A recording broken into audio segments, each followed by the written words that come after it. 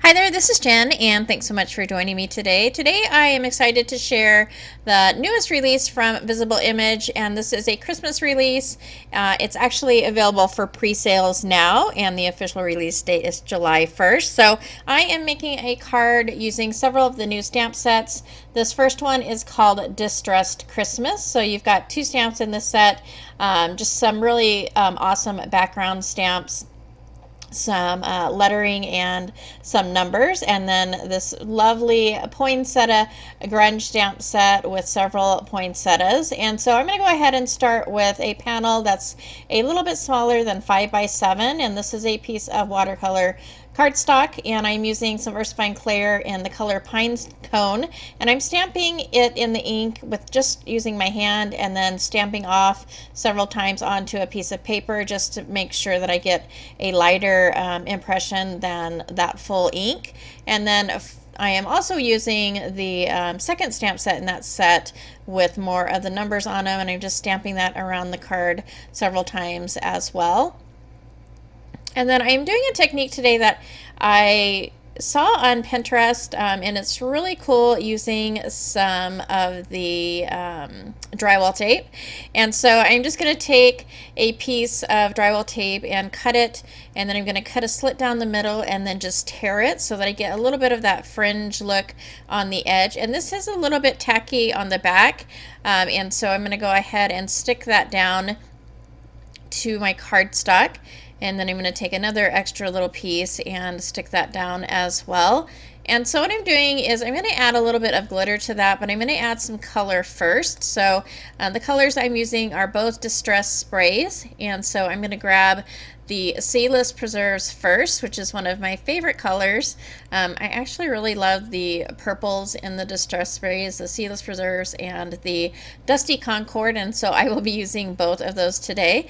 And once I've sprayed that over that drywall tape, I'm going to go ahead and take my water and just move that color around a little bit, get a little bit of splatter here and there, and then I'm going to pick this up and I'm just going to kind of flick it almost like a shake, and that's going to make the liquid on the paper just kind of move around in different areas.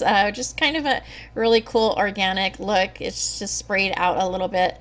I'm going to do this once again when I use the Dusty Concord, and it kind of gives a different effect each time you do it, and so I think it's super cool. And so I'm going to go ahead and I'm going to add that Dusty Concord kind of more towards the center of the design.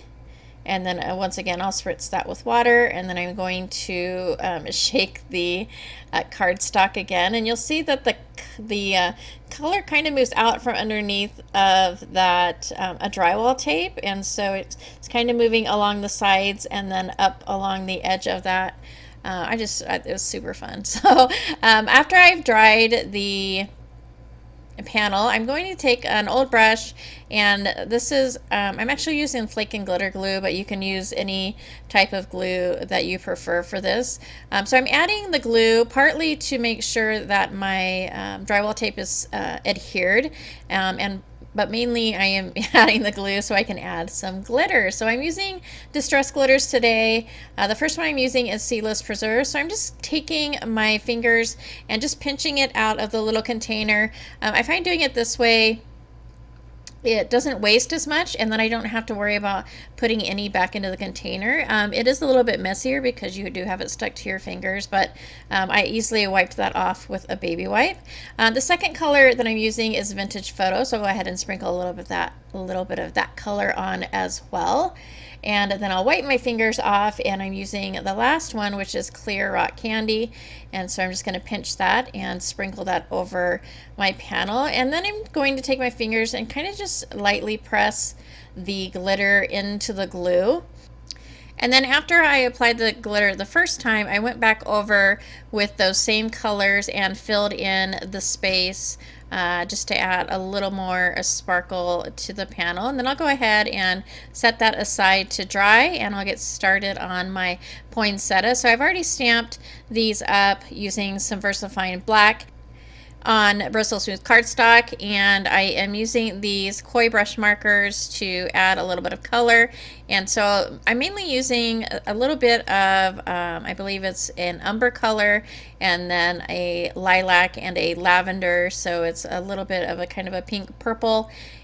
And for more of the leafy looking areas of the poinsettia, I am using 2 different shades of green. And so once I have those colored up, I'm going to take my scissors and start fussy cutting the different areas. So for this first one, I am just cutting around this middle colored part, the part of the poinsettia that has kind of the scripty writing in it is just going to stay black and white.